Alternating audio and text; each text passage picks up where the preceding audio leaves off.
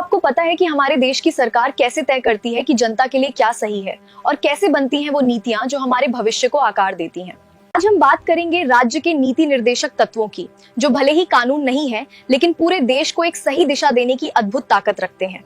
अगर आप किसी भी स्टेट एग्जाम की तैयारी कर रहे हैं तो ये टॉपिक आपके सिलेक्शन का गेम चेंजर बन सकता है, इसलिए इसे ध्यान से समझें और अपनी तैयारी पक्की करें। नमस्कार। आज हम भारतीय संविधान के उस हिस्से की बात करने वाले हैं जो सच कहूं तो हमारे देश की आत्मा है, राज्य के नीति निर्देशक तत्व। ये सिर्फ कुछ नियम नहीं है, बल्कि ये हमारे संविधान निर्माताओं के देखे हुए एक महान भारत का सपना है। तो चलिए अनुच्छेद 36 से 51 तक के सफर पर मेरे साथ चलिए और समझिए कि ये आज भी हमारे लिए इतने जरूरी क्यों हैं। कभी सोचा है कि हमारे संविधान बनाने वालों का असली सपना क्या था? क्या वो सिर्फ एक राजनीतिक आजादी चाहते थे?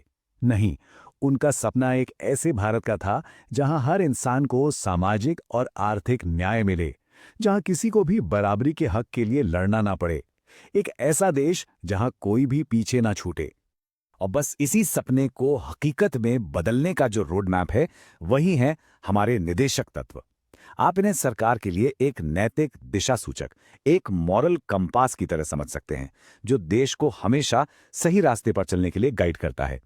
ये सिर्फ सलाह नहीं है, बल्कि ये वो लक्ष्य हैं जिन्हें पाने के लिए हर सरकार को लगातार कोशिश करनी है। आज की हमारी चर्चा को समझने में आसानी हो, इसलिए हम इसे कुछ हिस्सों में देखेंगे।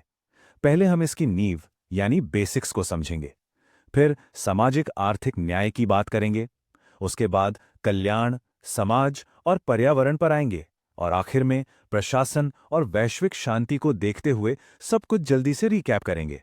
तो चलिए शुरू करते हैं।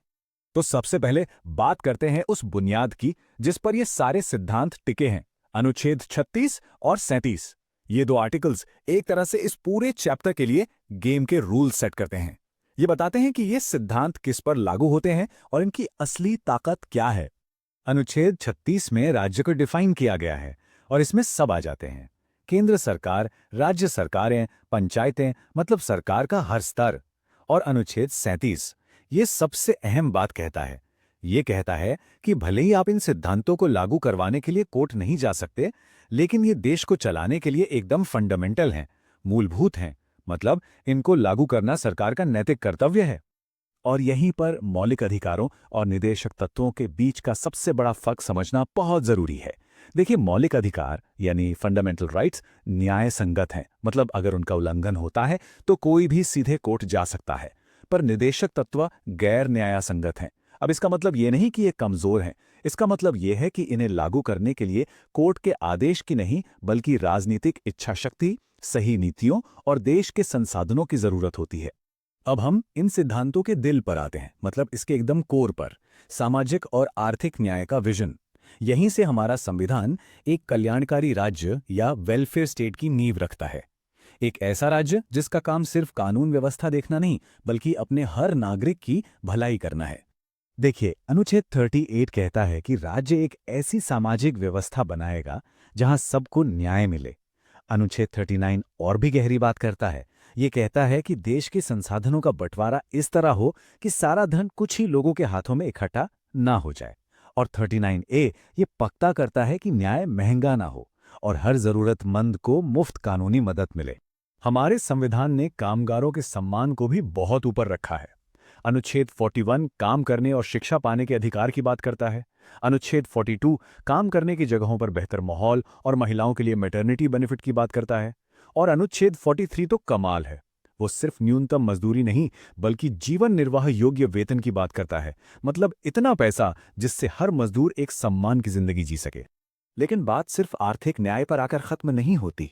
अब देखते हैं कि एक सेहतमंद और सामंजस्यपूर्ण समाज बनाने के लिए ये सिद्धांत हमें क्या रास्ता दिखाते हैं। यहाँ दो बहुत बड़े और शक्तिशाली विचार हैं। पहला है अनुच्छेद 40, जो गांधी जी के ग्राम स्वराज के सपने को साकार करता है और पंचायतों को ताकत देने की बात करता है। और दूसरा है अनुच्छेद 44, जो देश के सभी नागरिकों के लिए एक समान नागरिक संहिता यानी यूनिफॉर्म सिविल कोड का लक्ष्य रखता है। एक ऐसा विषय जिस पर आज भी बहुत बहस और चर्चा होती है। किसी भी मजबूत समाज की पहचान इस बात से होती है कि वो अपने बच्चों और सबसे कमजोर लोगों का ध्यान कैसे रखता है। अनुच्छेद 45 बच्चों की शुरुआती देखभाल और शिक्षा को बढ़ावा देता है। और अनुच्छेद 46 राज्य को ये जिम्मेदारी देता है कि वो समाज के कमजोर वर्गों, खासकर अनुसूचित जातियों और जनजातियों के हितों की रक्षा करे और उन्हें हर तरह के शोषण से बचाए। और ये कितनी दूर की सोच थी कि हमारे संविधान निर्माता लोगों की सेहत और पर्यावरण की सेहत के बीच का गहरा कनेक्शन समझते थे। अनुच्छेद 47 पोषण और पब्लिक हेल्थ को बेहतर बनाने की बात करता है, तो वहीं अनुच्छेद 48 और 48A मॉडर्न खेती, पशुपालन और सबसे जरूरी हमारे पर्यावरण की सुरक्षा और सुधार का निर्देश देते हैं। चलिए, अब हम अपने आखिरी पड़ाव पर पहुंचते हैं, जो शासन प्रशासन और दुनिया में भारत की भूमिका से जुड़ा है। क्योंकि एक महान देश की पहचान सिर्फ उसके अंदर की नीतियों से नहीं, बल्कि दुनिया के लिए उसके नजरिए से भी होती है। अनुच्छेद 49 हमें हमारी ऐतिहासिक इमारतों और स्मारकों को बचाने की जिम्मेदारी याद दिलाता है। अनुच्छेद 50 लोकतंत्र का एक बहुत मजबूत स्तंभ खड़ा करता है। ये कहता है कि न्यायपालिका को कार्यपालिका से अलग रखा जाए ताकि न्यायपालिका आजाद होकर काम कर सके। और अनुच्छेद 51 भारत की वसुधैव कुटुंबकम वाली सोच को दिखाते हुए अंतर्राष्ट्रीय शांति और सुरक्षा को बढ़ावा देने की बात करता है। तो ये था हमारे निदेशक तत्वों का एक पूरा सफर। अब इतनी सारी जानकारी को एक साथ याद रखना थोड़ा मुश्किल हो सकता है, तो चलिए इन सभी आइडियाज को एक साथ जोड़कर देखते हैं। एक क्विक रिकैप करते हैं ताकि पूरी तस्वीर दिमाग में साफ हो जाए। तो संक्षेप में कहानी कुछ ऐसी है। 36 और 37 नींव रखते हैं। 38 से 43 सामाजिक और आर्थिक न्याय का पूरा ढांचा तैयार करते हैं। 44 और 45 एक बेहतर समाज और शिक्षा की बात करते हैं। 46 से लेकर 48A तक सबका कल्याण और पर्यावरण की चिंता है। और आखिर में 49 से 51 सुशासन और वैश्विक शांति का रास्ता दिखाते हैं। है ना इन सबको ग्रुप में याद रखने का एक आसान तरीका। और अंत में एक सवाल छोड़कर जा रहा हूं।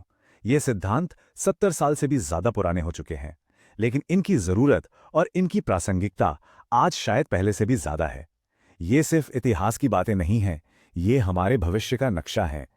तो सोचने वाली बात यह है कि आज के भारत को इन सपनों को पूरा करने के लिए और क्या-क्या करना बाकी है। ये वो सवाल है